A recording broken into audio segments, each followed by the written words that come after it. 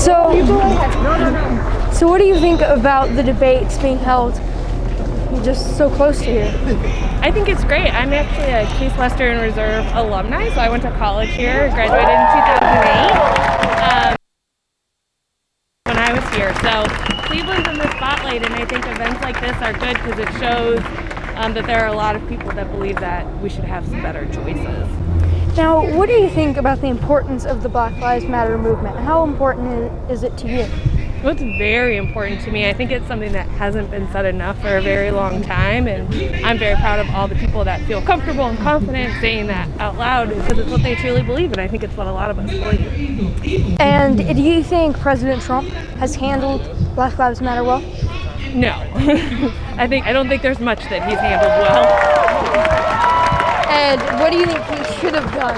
What do you think his response should have been? Can you say it again? The cheering was so loud I couldn't hear you. So what do you think President Trump's response should have been to the Black Lives Matter movement?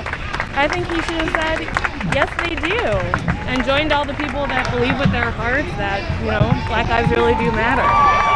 Now, one thing that Republicans have said against is defunding the police. And they say, well, you can't do that. We need police. What do you think of that? I think that we don't put enough money into social services or things that actually support and uplift people and things that help kids in schools or people who don't make a lot of money, and that would be a much better use of our money. Now, do you think maybe we could use that money that we already have there in the police departments and put it to better training so we don't see mistakes from police?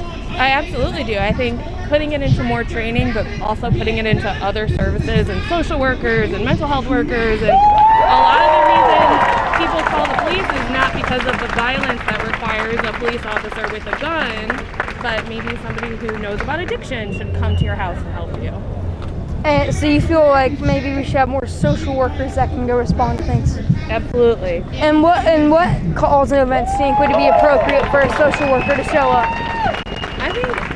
I think many of the situations where the police are called, if someone who is having some type of mental health issue or they're evicted from their home and they're living on the street, whatever it could be, there's a lot of ways that someone who knew what to do would be really helpful. I was curious about the mental health thing too, because some of those mental health calls can turn violent because mental health you can be unstable.